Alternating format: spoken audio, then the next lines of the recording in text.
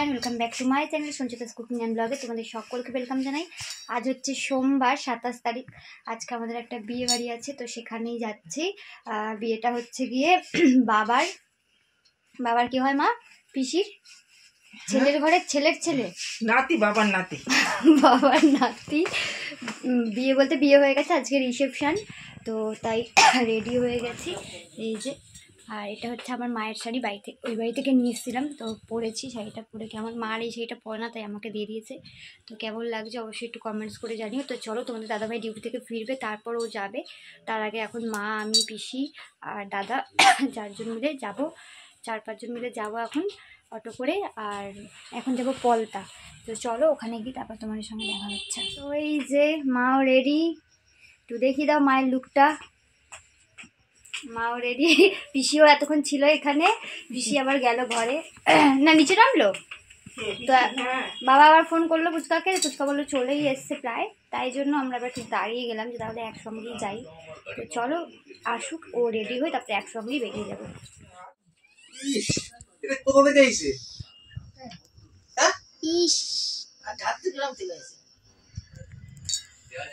তুমি রেডি হও, আমরা সব দর্শক বসে আছি, তুমি এখন রেডি হবে, তাই জন্য।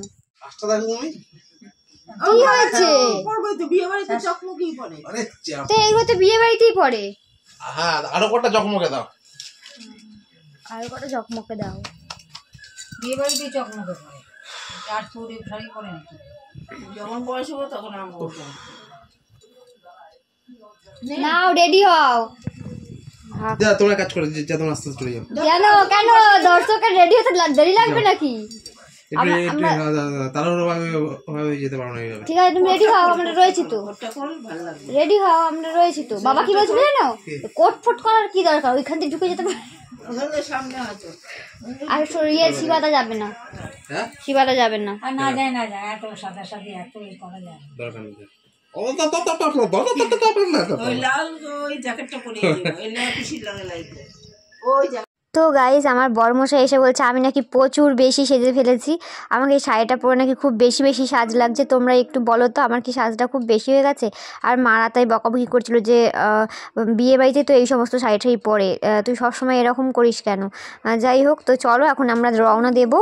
তো গাইজ, তারপর কিন্তু আমরা একটা অটো ভাড়া করে নিয়েছি, আর তারপর কিন্তু রওনা দিচ্ছি। আর আমাদের বাড়ি থেকে খুব একটা বেশি দূরে হবে না, অটোতে গেলে 5 মিনিট। তো তারপর কিন্তু আমরা চলেও এসেছি। দেখো এই লজটাতে কিন্তু আর কি বিয়ে না, বউ ভাতটা হবে।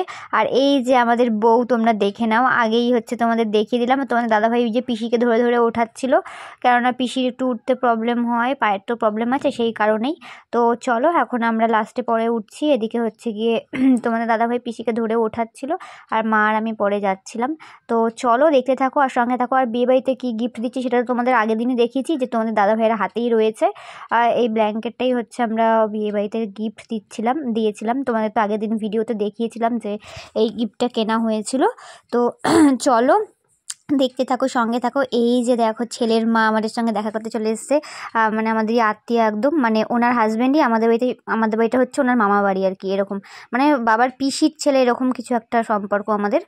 যাই হোক, তারপরে হচ্ছে কি পরিচয় করিয়ে দিচ্ছিল সবার সঙ্গে। আর খুবই ভালো, মানে আমাদের বিয়ে থাওয়াতেও এসেছিলো, খুব আনন্দ করেছিল, সেটাই আর কি বলছিল। তো চলো দেখতে থাকো, সঙ্গে থাকো। এই হচ্ছে আমাদের ব্রাইড আজকের, ছেলে আর ছেলের বউ, তোমরা দেখে নাও। আর এই যে পাশে কিন্তু যিনি কথা বলছে মায়ের সাথে, ওটা হচ্ছে শাশুড়ি মা, মানে ছেলের মা। তো দেখতে থাকো, সঙ্গে থাকো। পরিচয় সবার সঙ্গে, মানে মাও আমার সাথে পরিচয় করাচ্ছিল। তো যাই হোক, তো চলো তোমাদের সঙ্গে আবার পরে কথা বলছি। হ্যাঁ, বাবাকে কি দেখাতে পারবো?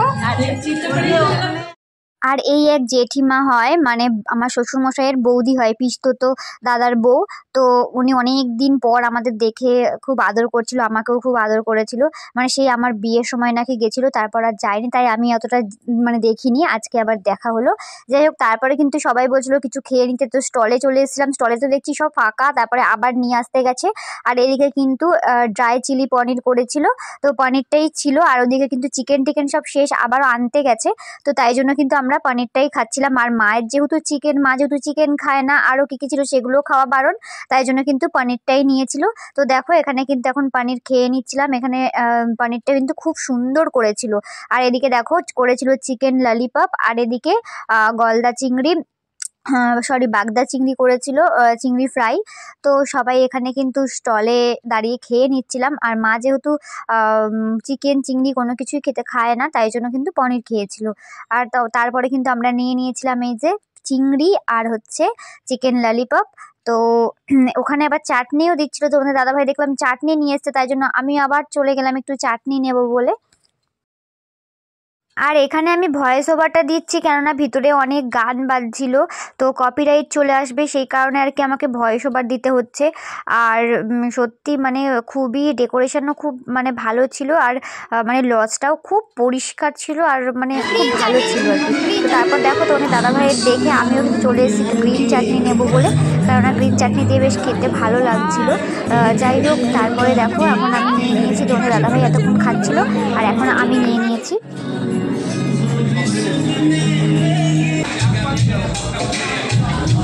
তো বরমশের খাওয়া হওয়ার পর কিন্তু আমি ট্রাই করেছিলাম যাতে ও আমার ভিডিওটা একটু শ্যুট করে দিতে পারে। দেখো এদিকে তারপরে বরমশাই দেখছে আমি খাচ্ছি না, তারপরে ও খাবার থামিয়ে কিন্তু আমার ভিডিওটা শ্যুট করে দিয়েছে। তো দেখো এদিকে কিন্তু কফি ছিল, আর কফি আমি আর খাইনি, কেননা কোথাও গেলে যদি কফি হয় না, তো কফি খেলেই আমি দেখেছি আমার জিভ পুড়ে যাবেই। তো দেখো এখানে কিন্তু আবার নিয়ে চলে এসছে, মানে যতবারই প্লেটে আনা হচ্ছে কি দ্রুত শেষ হয়ে যাচ্ছে, তোমাদেরকে কি বলবো।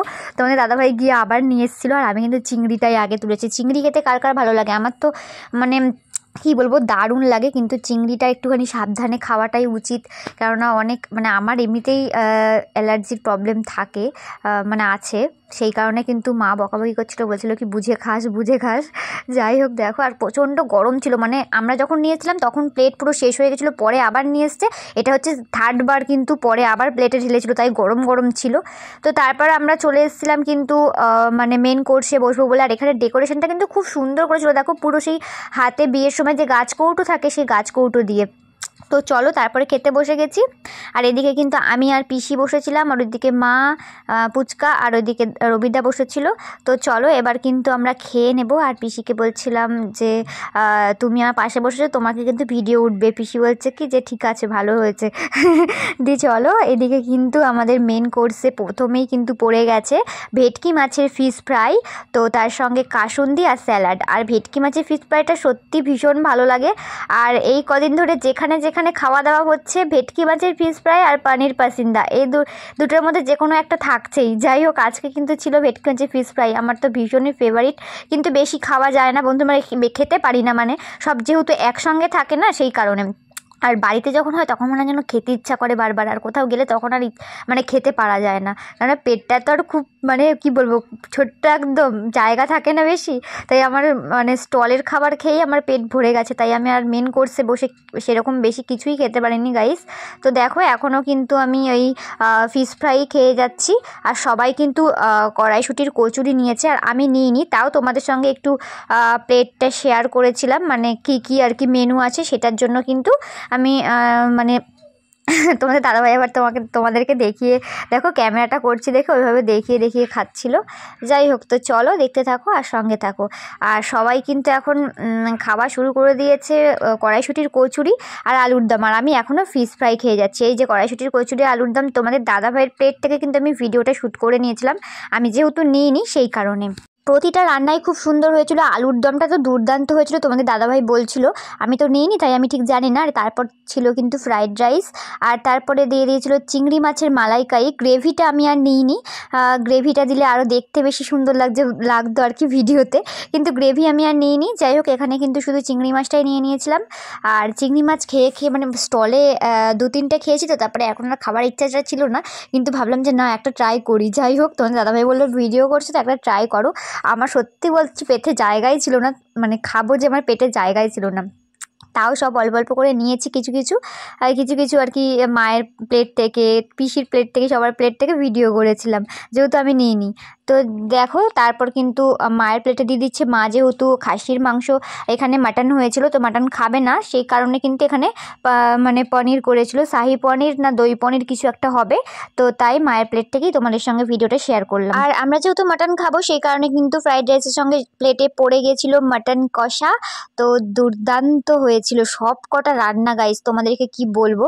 তো এদিকে হচ্ছে গিয়ে সবাই খেতে ব্যস্ত। এদিকে পিসিও নিয়ে নিয়েছে পনির। পিসি বললো যে মাটন খাবে না, পিসি কিন্তু খায় মাটন, কিন্তু আজকে বললো যে খাবে না, ওই কারণে আর কি পনির নিয়েছিল।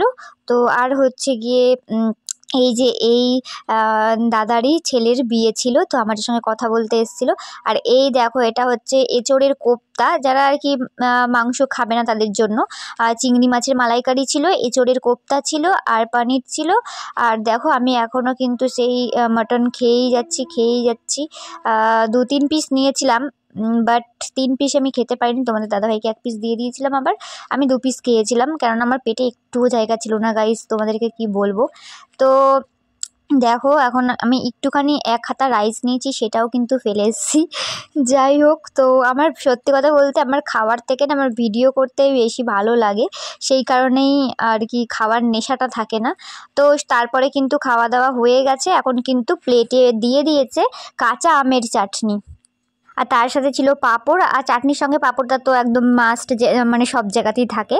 আর চাটনিটাও সত্যি খুব সুন্দর হয়েছিল, অনেকদিন পর কাঁচা আমের চাটনি খেলাম তো বেশ ভালো লাগলো। তো মানে একদম খেতেই মুখটা মানে কি বলবো এত দারুণ লাগলো। আর টক মিষ্টি তো সবারই ভালো লাগে। যাই হোক, আর এদিকে যেহেতু কাঁচা আম এখন সেরকম পাওয়া যায় না, তারপর ছিল নলেন গুড়ের রসগোল্লা আর নলেন গুড়ের কালাকাঁদ। তারপরে দেখো চলে এসছে কিন্তু আমার দেওর আর দাদাভাই, মানে ভাসুর আর দেওর দুজনে, মানে ওর ছেলের কিছুদিন আগে 1 বছরের জন্মদিন হলো, তোমরা তো দেখেছো। মানে হচ্ছে রাজা হচ্ছে আমার দেওর হয়, মানে কাকার ছেলে। তো ওরাও চলে এসছে, তাই ওরা খেতে বসবে। আর এদিকে দাদা কথা বলতে এসেছিলো, দেখা করতে এলো। ওরা দুজনেই এসছে। তো দেখো এখন হচ্ছে গিয়ে সবার শেষে দিয়ে দিয়েছে কর্নেটো আইসক্রিম আর পান। আর খাওয়া দাওয়া শেষে কিন্তু কোল্ড ড্রিঙ্কস ছিল স্টলে, আর মকটেলও ছিল। যাই হোক, এদিকে কিন্তু যারা যারা খাবে এখানে খেয়ে নিচ্ছিল, আমি খাইনি, কেননা প্রচণ্ড ঠান্ডা এমনিতেই, তার মধ্যে যদি গলাটা যায় বসে। যাই হোক, এখন কিন্তু আমরা বাইরে গিয়ে একটু সব, মা বললো যে কথা বলবে ওই জেঠিমাদের সঙ্গে, বয়স্ক করে বললাম না, বাবার বৌদি হয়, তো ওনাদের সঙ্গে একটু কথা বলবে। আর এদিকে হচ্ছে গিয়ে দিদিভাইয়ের সঙ্গেও আমি কথা বলে নিলাম, মানে যার ছেলের বিয়ে, তো সেও মানে আমরা এখন বেরিয়ে যাব সেই কারণে। তো দেখো এখন তাই বলা হচ্ছিল যে যেও বউকে নিয়ে কদিন পর যখন সব মিটে যাবে। তো বললো হ্যাঁ কেন, তোমাদের বাড়িতে অবশ্যই যাব, কেননা ওর বাবা তো এখানেই থাকতো সারাদিন, মামা বাড়িতেই থাকতো, যাব না কেন, অবশ্যই যাবো। তোমরা এসেছো, আমি খুব খুশি হয়েছি, আর আমি জানতামও যে তোমরা অবশ্যই আসবে। তো এইভাবেই বলছিল দিদিভাই। তো চলো এখন আমরা রওনা দেবো বাড়ির উদ্দেশ্যে। আজকের ভিডিওটা এই পর্যন্তই। তোমাদের কেমন লাগলো অবশ্যই কমেন্টস করে জানিও, ভালো লাগলে লাইক কমেন্ট শেয়ার করে চ্যানেলটাকে সাবস্ক্রাইব করো। তো চলো বন্ধুরা, আবার দেখা হবে নেক্সট কোনো ব্লগ বা রেসিপি নিয়ে। ততক্ষণের জন্য সবাই ভালো থেকো, সুস্থ থেকো। টাটা সবাইকে, গুড নাইট।